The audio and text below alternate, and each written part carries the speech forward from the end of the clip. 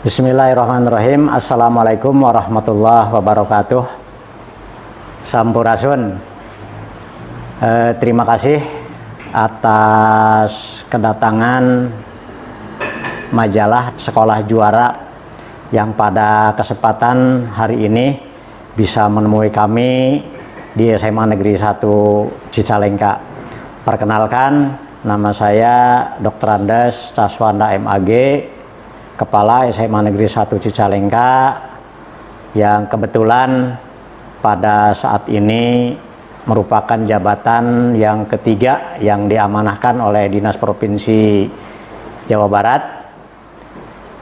baik terkait dengan program-program yang tengah kami rencanakan, kami laksanakan, dan juga perencanaan ke depan.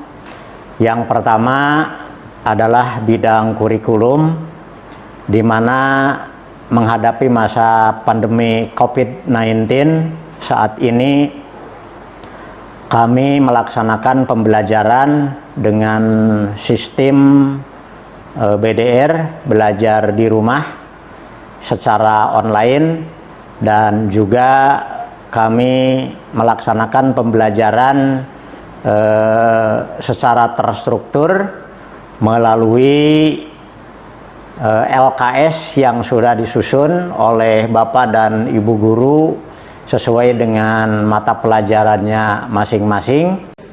Jadi ini namanya garis birahma. Garis birahma dari satu garis birahma ke birahma yang lain itu namanya satu bar. Terdapat 4 ketukan kalau pola birahma 4/4. Di mana LKS ini fungsinya adalah untuk mengukur kemampuan siswa, juga untuk mengatur, mengarahkan suasana pembelajaran siswa di rumah. Nah, hal ini dilakukan semata-mata demi menghindari penyebaran virus yang sampai saat ini belum ada ujungnya.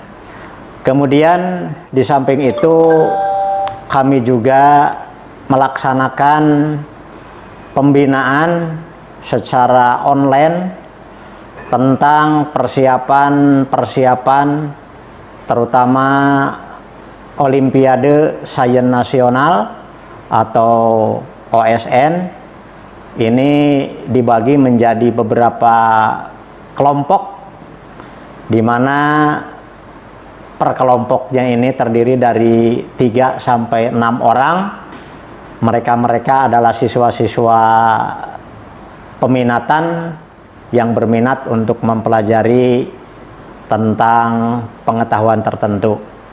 Misalnya ada chemistry club, di mana anak-anak yang mencintai mata pelajaran kimia, mereka berkumpul secara daring.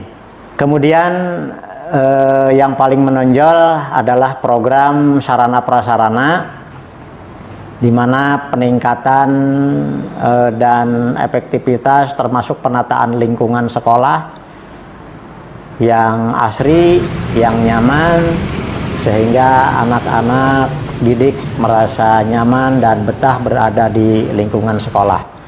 Dan yang paling utama, alhamdulillah kami sudah membangun sebuah masjid yang cukup megah untuk ukuran sekolah di Provinsi Jawa Barat, di mana masjid ini menghabiskan anggaran sebesar 2,9 miliar, dan alhamdulillah berkat kerjasama dengan para alumni SMA Negeri 1 Cicalengka dari angkatan pertama sampai angkatan terakhir 2019. Dan alhamdulillah sampai saat ini sudah berdiri dengan megah, walaupun belum selesai, tapi sudah bisa dimanfaatkan untuk kepentingan sekolah dan warga sekitar sekolah.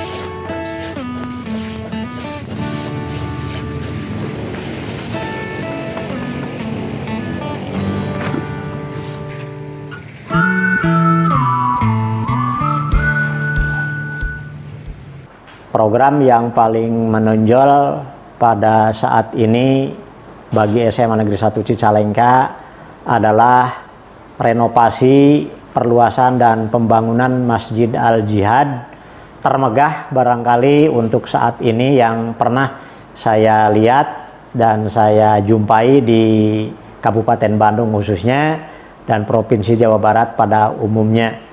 Ini bermula dari sebuah pembicaraan di tingkat alumni pada saat reuni, kemudian berbicara langsung dengan pihak sekolah, dengan kami untuk memulai pembangunan itu.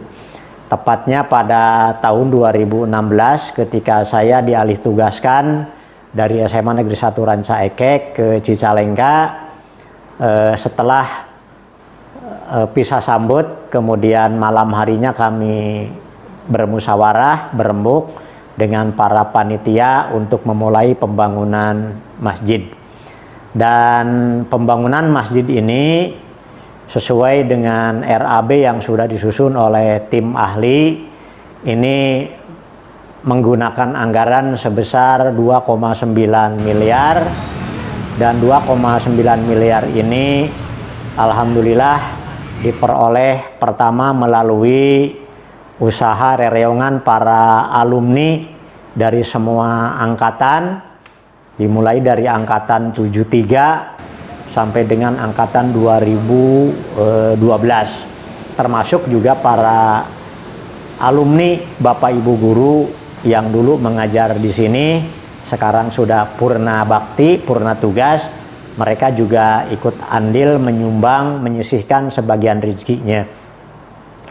Nah, dari dana itu bisa terkumpul secara berkelanjutan karena tiap alumni masing-masing angkatan itu sudah ditunjuk koordinatornya. Nah, sehingga dari koordinator ini laporan langsung kepada panitia inti. Nah, dari pihak sekolah kami pun tidak ketinggalan untuk berperan aktif membantu terselesaikannya pembangunan Masjid Al-Jihad ini melalui kegiatan gerakan rereongan sarupi. Nah, dari rereongan sarupi ini kami menghimbau kepada anak-anak untuk menyisihkan Rp500 saja per hari. Nah, sehingga kami mengumpulkan beberapa buah kenceleng di tiap kelas, itu disediakan satu kenceleng. Nah, karena kami berhitung kalau saja siswa 1.000 orang yang menyumbang sebesar Rp500, itu per hari terkumpul sekitar 500.000. Kalau misalnya 1 minggu berarti dikali 5 hari, 500.000 dikali 5 berarti 2,5 juta atau 2.500.000. Itu 1 minggu. Kalau 1 bulan berarti 2.500.000 dikali 4 itu sudah 10 juta. Kalau anaknya hanya 1.000 orang dan Rp500. Tetapi ternyata kenyataannya ada anak itu yang nyumbangnya Rp2.000, Rp5.000, bahkan Rp10.000. Sehingga dikumpul-kumpul totalnya itu hampir tiap minggu itu mendapatkan 20 sampai 25 juta rupiah per minggu. Sehingga biaya operasional untuk upah tukang dalam pembangunan masjid ini bisa tertutupi. Nah, ketika anak-anak BDR seperti sekarang ini, kita kesulitan untuk mencari sumber dana. Nah, ini praktis yang berjalan hanya dari rereongan para alumni. Nah, itu pun agak berkurang. Nah, namun alhamdulillah kita juga punya donatur yang cukup lumayan, bisa dibilang alumni yang telah sukses sekarang menduduki jabatan di birokrasi pemerintahan, seperti Pak Kepala Staf TNI Angkatan Udara, Pak Yuyu Sutisna, kemudian juga Pak Teten Masduki, juga itu merupakan alumni dari SMA Cicalengka. Kemudian Rektor UPI yang dulu itu Pak Asep Kadar Rohman, beliau juga adalah alumni. termasuk yang sudah menjadi bupati, wakil bupati, dan lain sebagainya. Dan alhamdulillah untuk saat ini Ketua Panitia Pembangunan Masjid ini dipimpin oleh Pak Kolonel Arhanud Asep Suganjar. Nah, beliau dari militer ya sebagai penggerak utama dalam pembangunan masjid. Alhamdulillah pembangunan masjid ini sudah hampir selesai, tinggal beberapa titik saja yang belum diselesaikan, seperti pemasangan kusen aluminium dan kaca dinding. Ini insya Allah nanti di bulan Februari pembangunan ini akan berlanjut kembali. Nah, mudah-mudahan dengan terselesaikannya pembangunan masjid ini bisa berdampak positif kepada anak-anak, terutama di dalam pembinaan karakter religius. Nah, karena masjid ini akan dijadikan sebagai pusat pembinaan anak-anak, kemudian pusat kajian-kajian Islami, baik untuk masyarakat, para guru, para alumni, termasuk juga masyarakat di sekitar lingkungan sekolah. Ya, inilah kondisi di tampak di dalam ruangan Masjid Al-Jihad yang baru saja direnovasi, dan ini berlantai 2 ya, lantai utama di bawah sini. Ini ukurannya adalah kurang lebih antara 22 meter kali 22 meter dan bisa menampung 500 orang. Dan ini adalah tangga naik ke lantai 2. Ini adalah jamaah akhwat atau siswa perempuan. Nanti mereka kalau berjamaah sholat zuhur, asar maupun duha, itu lokasinya di lantai 2. Dan ini adalah tampak depan, tempat berdirinya imam. Dan ini berlantaikan atau berdinding sebuah granit karya arsitektur alumni ya. Ini arsitektur alumni, kebetulan angkatan 90 ada yang menjadi arsitek, dan mereka secara sukarela juga membuat perencanaan dari mulai awal sampai akhir.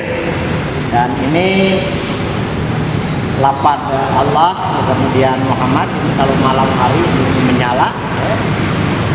Ini kubah juga ini cukup lumayan fantastis, diameternya ini 12 meter yang cukup besar dan kokoh.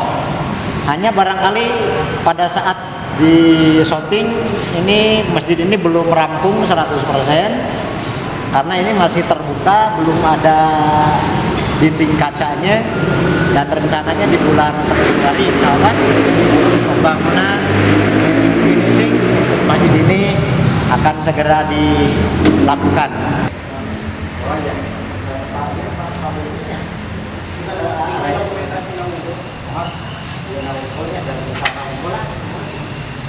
Kami juga sekarang tengah menyelesaikan penataan lapangan parkir yang tahun-tahun sebelumnya ini kita kewalahan tentang daya tampung kendaraan roda 2, karena mayoritas anak-anak ke sekolah itu menggunakan moda transportasi motor roda 2, sehingga kapasitas daya tampung parkir terbatas. Banyak yang motornya diparkir di luar, sehingga keamanan kurang terjamin. Namun alhamdulillah pada saat ini kita sudah menata lapangan parkir yang insya Allah bisa menampung 1000 kendaraan bermotor roda 2, dan pada saatnya nanti new normal, anak-anak membawa motor, kemudian para guru juga membawa kendaraannya, itu bisa tertampung parkirnya sehingga tidak menyimpan kendaraannya di luar sana.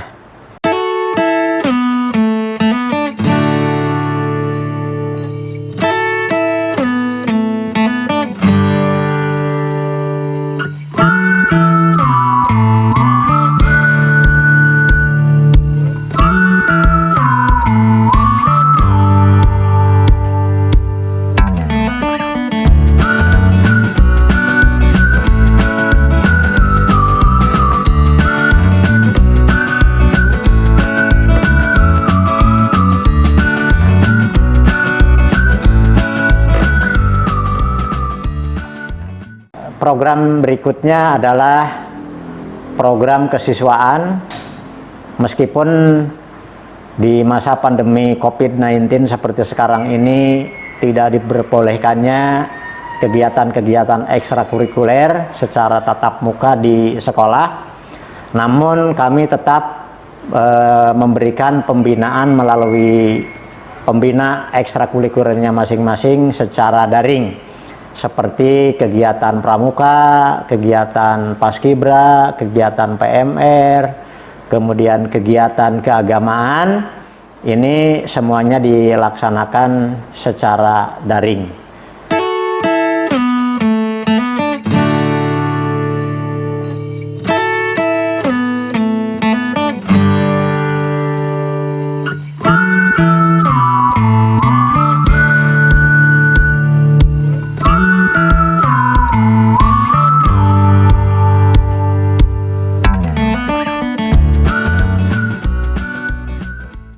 Nah, kemudian berikutnya adalah peningkatan mutu tenaga pendidik dan tenaga kependidikan. Tetap ini juga tidak bisa diabaikan. Ini adalah menjadi prioritas bagi kami, terutama melalui kegiatan-kegiatan diskusi MGMP sekolah. Kami berdayakan, di mana terkadang mereka bisa datang 3 atau 4 orang untuk membicarakan dari mulai perencanaan, penyusunan RPP, kemudian analisis SKKD, sampai kepada tentang bagaimana tata cara pembelajaran daring yang tidak membosankan, tetapi justru menarik minat dan motivasi para peserta didik.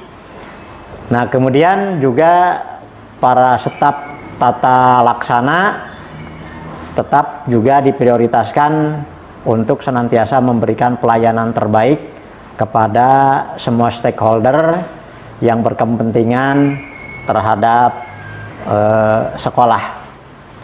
Nah, ini barangkali program-program yang utama kami laksanakan di masa pandemi COVID-19. Nah, ini barangkali karena pengaruh wabah inilah sehingga program-program atau kegiatan-kegiatan yang mestinya kita bisa laksanakan secara optimal, tetapi karena kendala ini sehingga pelaksanaannya tidak begitu optimal. Salah satu contoh, kegiatan pembinaan OSN, OSK, termasuk juga kegiatan ekstrakurikuler yang menjadi tolok ukur untuk keberhasilan siswa di masa yang akan datang. Sebetulnya ini bisa diukur dari aktivitas para peserta didik di luar kelas. Nah, mengingat keterbatasan seperti sekarang ini, sehingga kegiatannya berjalan apa adanya melalui daring dengan berbagai segala kelebihan dan kekurangannya. Harapan kami ke depan, baik para siswa, para bapak ibu guru, para stakeholder termasuk komite sekolah tetap menjaga komitmen. Meskipun kita menghadapi adaptasi kebiasaan baru atau new normal, istilah kerennya, tetap untuk waspada, saling menjaga diri, jaga kesehatan, dan jangan menganggap kecil hal-hal yang bisa menimbulkan malapetaka baik bagi diri kita maupun bagi orang lain. Tetap kita waspada, karena ini semua adalah semata-mata demi keselamatan kita bersama.